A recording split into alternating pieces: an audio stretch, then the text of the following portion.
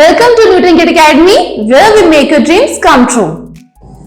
So today we are back with another video of class 9, that is the first chapter, Introduction to Object-Oriented Programming Language. In this topic we are going to discuss that what is Object-Oriented Programming Language as well as the different concepts of Object-Oriented Programming Language and why your Java programming language is considered as Object-Oriented Programming Language. So all this we are going to cover in this video. And after the end of the video, after discussing all the points, we are going to discuss very important questions based over the chapter. So now let's start the topic. Okay? So now what is Object-Oriented Programming Language or what is Object-Oriented Programming? It's a paradigm which follows the concept of objects. Now what are objects? Objects are the real world entity which contain state and behavior. State represents the characteristics of the object and behavior represents the function of the object. Clear? So basically, object-oriented programming language increases the flexibility of the program and also increases the maintainability of the program. Okay? So now we are going to discuss the different concepts of object-oriented programming language in detail. Okay? So let's start. So here are the concepts of object-oriented programming language. The first one is object, second class, data abstraction, data encapsulation, inheritance, polymorphism, message passing and dynamic binding. But as per the syllabus of class 9, we are going to cover up only 6 concepts. Okay? That is class, object, abstraction, encapsulation, inheritance and polymorphism. Now let's understand each and every concept in proper detail. Okay? So here we go with our first concept, that is object. So here's the first one, that is object. So objects are the real world entity. Now what do you mean by real world entity? The entities which have real world existence. Okay? All the objects have identity, state and behavior. Now what is identity? Identity is the name of the object through which it is being identified. Second, state. State defines the characteristics of that particular object. Behavior represents the function or the purpose of that object. Clear? Now let's take an example of an object. As I told you that it's a real world entity. So how? So here you can see the marker is there. Now, this marker is the identity of this object. This is the object and its name is marker. This is the identity. Now, state means characteristics. What are the characteristics of this marker? Like its shape, its color, materials used. All this can be considered as its state. Next is its function. It's used to write on the whiteboard. So here, all the objects which exist have some state and behavior. Also, its identity. Clear? Same way you can take the example of fan, fridge, and your pencil, eraser, anything. So it's a task that you just look around and see how many objects are available in your location, in your place. Okay, and then just write down its characteristics and behavior. So that's why we say objects are the real world entity because they have identity, state and behavior. Hope it's clear to you. And next point about object is that they also occupy space in the memory. Obviously, as it's a real world entity, so ultimately they will occupy some space in the memory space. Same way when we create any variable or any kind of object, it will always occupy space in the memory. Clear? So few points which we have discussed about object is that it's a real world entity. It has identity, state and behavior. All the objects have all the 3 properties. Clear? Now the next topic is class. Next concept is class. Now what is class? Class is a user defined data type. Clear? Why we call it as a user defined data type? Because the entire definition of a class is being given by the user as per to the requirement. Okay? That's why class is known as user-defined data type. As well as it is known as composite data type. Why? Because for creating a class, we use different variables, and each variable have the specific data type. And these data type, like if I'm using int a, so here int is a primitive type of variable. It is a data type. Int is a primitive data type and a is the name of a variable. So here I am using the primitive data type for creating the composite data type. Clear? So that's why your class is known as user defined as well as composite data type. Clear? But class is a logical entity. It is not a real world entity. Like object is a real world entity, but class is not a real world entity. It's a virtual entity. That's why your class doesn't have any state, behavior. Clear? But object has state and behavior. That's why they occupy space in the memory. But in case of class, as they don't have any state and behavior, so ultimately they will not occupy space in the memory. So this is all about the class. Now let's discuss what is the difference between the object and class, because a question may come that what is the difference between class and object. Clear? So the first point about class is that class is a user-defined data type. Fine. But object belongs to class type. How? Means once we have created a class, we can create multiple objects belonging to that particular class. Okay? Like you can take an example. One class is there, vegetable. That is a class, but under vegetable there are so many types of vegetables used to come. So the different vegetables like potato, these are the examples of objects because they have some characteristics and behavior. So vegetable is a class and it can have multiple objects. So here these vegetables like potato, brinjal, they all come under which class? Vegetable class. Same you can take another example like fruits. Fruit is an example of class. But apple, mango, banana, they come under object. So a fruit class can have multiple objects. So this apple, orange, banana, mango, etc. they belong to which class?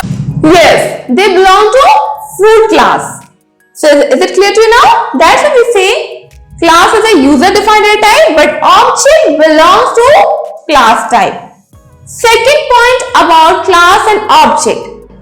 Class is a logical entity, but object is a real-world entity. Clear? Third point about class and object. Class does not occupy space in the memory, but objects occupy space in the memory. Now, fourth point that class does not have state and behavior, but objects have state and behavior.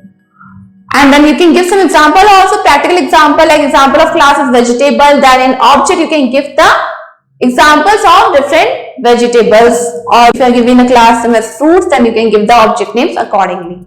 Clear? So the concept of class and object is clear to you? Fine. Now moving towards our next concept of object-oriented programming language. But before that, I need to tell you that now we are actually going to discuss the major pillars of object-oriented programming language. Okay, so there are four major pillars of object-oriented programming language. They are abstraction, encapsulation, inheritance, and polymorphism. Now let's understand one by one each of them in detail with proper real-world example. So here the first one is abstraction.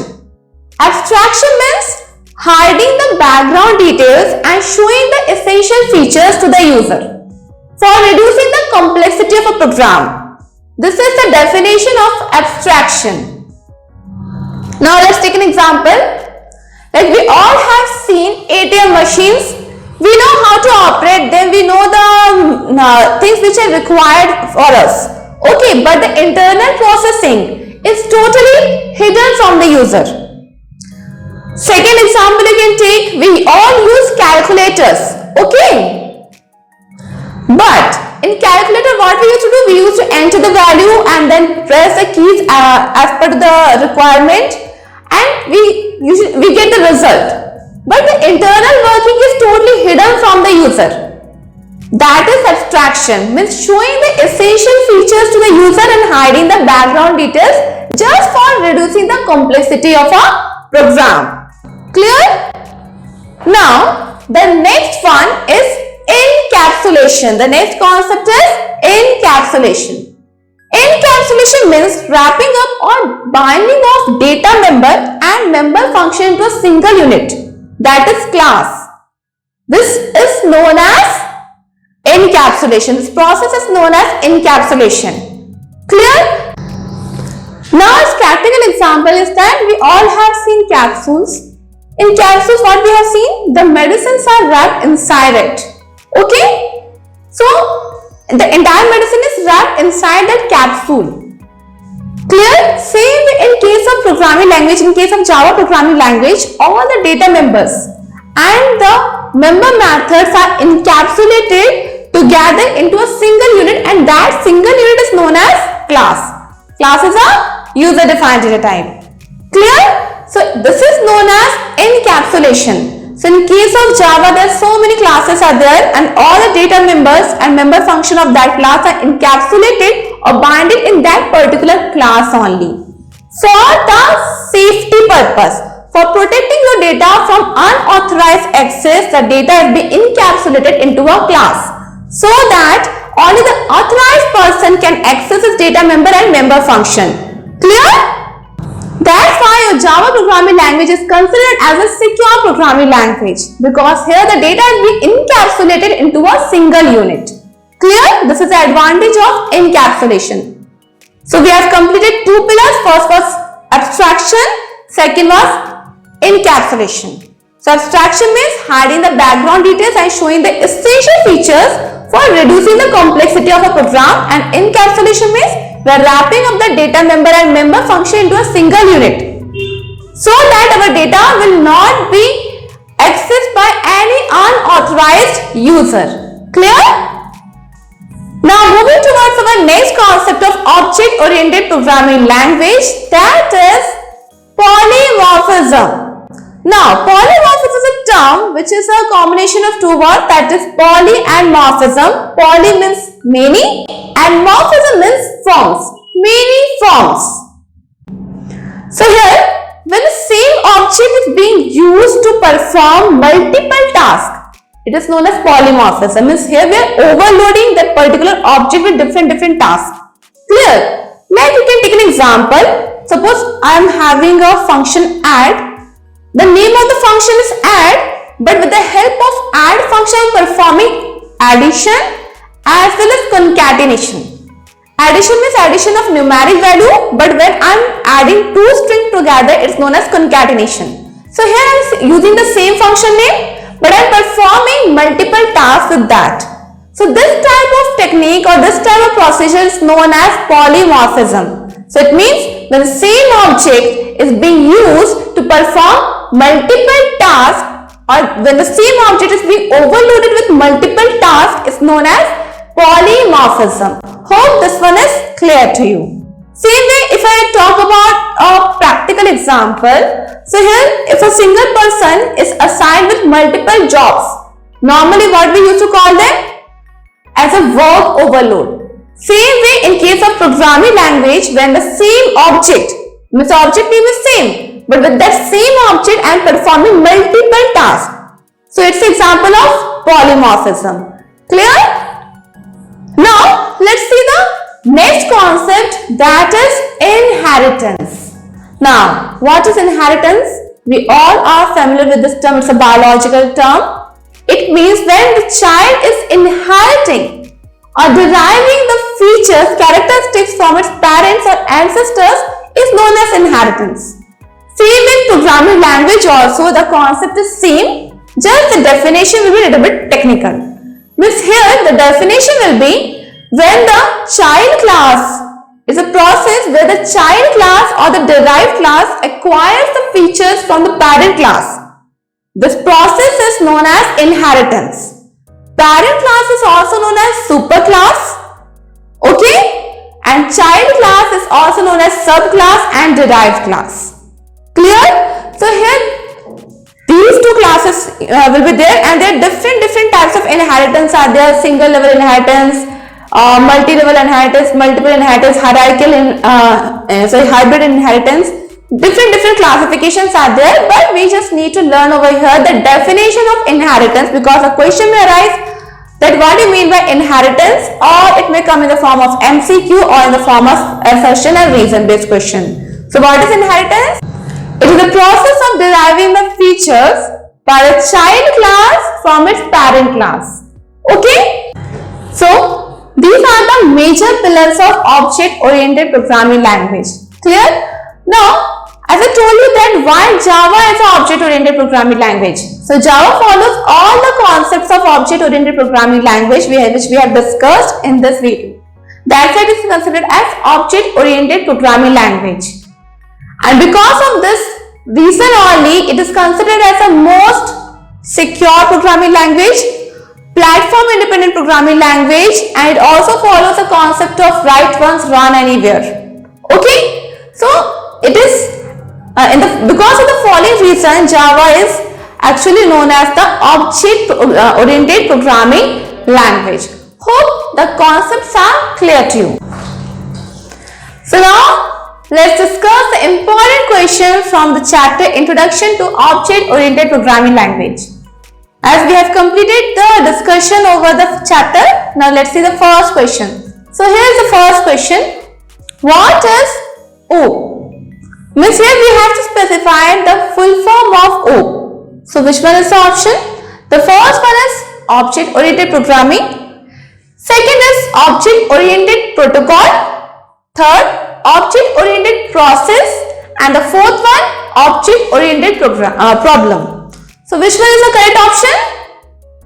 Yes, the correct option is Object-Oriented Programming. This is the full form of your OOP. Clear? Now moving towards our next question. Now our next question is, which of the following is not a fundamental concept of object-oriented programming? So we have discussed all the concepts. So here we go. First, inheritance. Second, encapsulation. Third, loop. And fourth, polymorphism. So we have just now discussed that yes, inheritance is one of the major pillars of object-oriented programming language. Why? Because it follows the concept of reusability. Why? Because here, suppose I have created one class named as ABC. Now, another class is there, XYZ, which also wants to acquire the properties of ABC. So, one option is that to rewrite the code, which will be time-consuming process, or you can use the concept of inheritance. So, by using this concept, now in XYZ, I will inherit the class ABC. Now, I don't have to write down the same code. Clear? So that's why we can say inheritance follows the concept of reusability, and this is the major pillar of Java, of O. Second, encapsulation. This also we have discussed under the major pillar of object-oriented programming language, which means wrapping up of data member and member function into a single unit for protecting them or for security purpose. Now third option is loop. So third option, loop, it is not a part or it is not considered as the major pillar or the concept of object-oriented programming. It is one of the concepts, it actually comes under the conditional statements. Okay, so this is not the pillar of object-oriented programming language, or we can say it is not a fundamental concept of O. Fourth one, polymorphism. Yes, polymorphism is also considered as a major pillar of object-oriented programming language, which allows to use single object or the same object to perform multiple tasks. Clear? So the option will be C, loops. Now moving towards our next question. Now our next question is, what is class in object-oriented programming? So we have just discussed the definition of class. Now let's see the options. So the first one is, class is an object? No, class is not an object. Yes, we can create objects inside the class. Once we have created the class, we can create multiple objects belonging to that particular class. But class is not an object. Clear? Class is a user-defined data type. Fine. Now, second option is class is a function? No, class is also not a function. Next option, class is a blueprint for objects. Yes, we can say this. Means once we have created a class, we can create multiple objects belonging to that particular class. So this option is correct. Now see the fourth one. Class is a variable? No, class is not a variable. Variable means it's a container. Okay, which is used for holding the values. So the option will be C, that is, it is a blueprint for objects. Clear? Now the next question is that in O, in object-oriented programming, what does encapsulation refer to? So we have already discussed that encapsulation means wrapping up of data member and member function into a single unit. Okay. First option is ability to create object. No, this is not the correct answer. So with the help of encapsulation we cannot create an object. Second, bundling of data member and member method that operate on that data into a single unit. Next, the process of inheritance. Next, the act of using polymorphism. So which one is going to be the correct option? Yes, you are correct. And option number second, that is B, correct option for the following question, that is bundling of data members and member methods that operate on that data into a single unit. And here the single unit means class. All the data members and member functions are encapsulated inside that class. Okay, for which purpose? For security. Clear? Now the next question is, that is, which OOP principle allows one class to inherit the properties and features of the another class? So let's look upon the options. The first option is encapsulation, second abstraction, third inheritance, and last one is polymorphism. So just now we have discussed the concept of encapsulation in the previous question, that wrapping up of data member and member function to a single unit is known as encapsulation. Second is your abstraction, which means hiding the background details and showing the essential features for reducing the complexity of a program.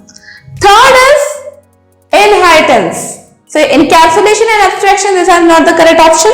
Third is inheritance, which means deriving the features by the child class. The process of deriving the features by the child class from the parent class is known as inheritance. Clear? So your parent class is also known as base class and your super class, and child class is also known as subclass and derived class. Hope this question is clear to you. Okay? Now let's see the next question, that is, what is the term used in object-oriented programming to describe the purpose of creating an object from a class? Okay, so the process of creating object is known as instantiation. Okay, that we have not discussed, that's why I am telling the answer here itself. The process of creating the object is known as instantiation. So here the option will be A, instantiation. Now what about the rest of the options? Option B, inheritance, we know that is a concept of object-oriented programming language. Next, polymorphism and encapsulation, they are the concepts.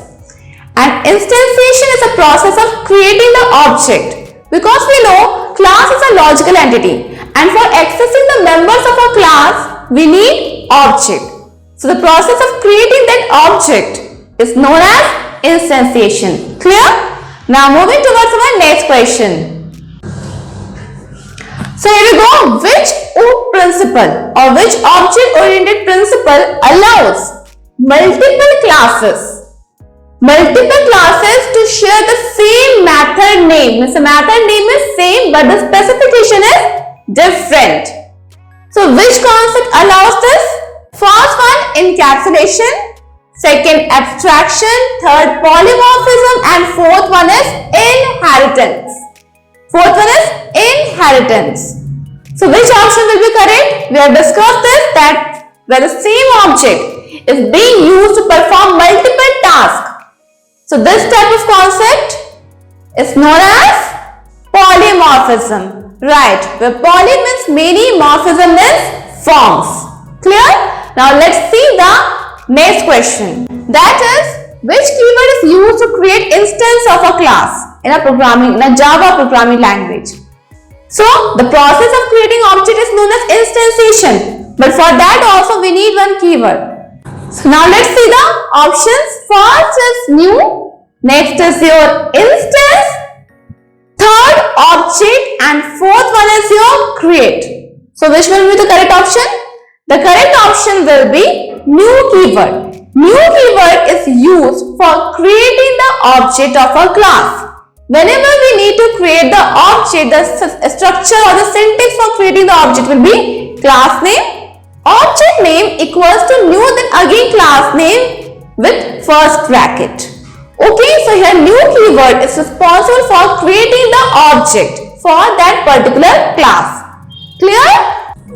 Now here is the next question, that is, which of the following is not an example of object-oriented programming language? Okay, so here are the options: Java, Python, C, or all of the above. So Java is a purely object-oriented programming language because it follows all the concepts of OOP. Same with Python is also object-oriented programming language, but C is not an object-oriented programming language. It is actually a procedural-oriented programming language which follows top to bottom approach. Clear? So here the answer will be option is C, and the answer is also C programming language. So the next question, which is the last question of this video, that is, what is the main advantage of object-oriented programming language over procedural-oriented programming language? Okay, OOP stands for object-oriented programming language and POP stands for procedural-oriented programming language. Clear? So here, simplicity, code reusability, speed, or limited functionality. So here, what will be the answer? Yes, the answer will be code reusability. Why? Because of the concept of inheritance. In case of inheritance, we have discussed this, that suppose you have created one class. In that class, you have created some functions, and in another class, you need those functions definition also. But one option is to rewrite the code, which will consume memory as well as your time. Second option is to use the concept of inheritance. So in the following way, we can reuse the code without rewriting them. So here the option will be code reusability. Clear? So these are the important questions which they can come in the form of MCQ, in the form of definitions, or in the form of assertion and reason based question. So the first thing, the major part which we should know, the basic definitions and the main concept, and exactly what is the purpose of all these concepts in object oriented programming language and how they are different from each other. Clear? So I hope the concepts which we have discussed in the following video are clear to you. But in case you have any doubt, then you have the comment section. Just tap a comment over there and then I will clear the doubts. Okay? So for now, if you like the video, please do like, share and subscribe our YouTube channel. So thank you and bye-bye.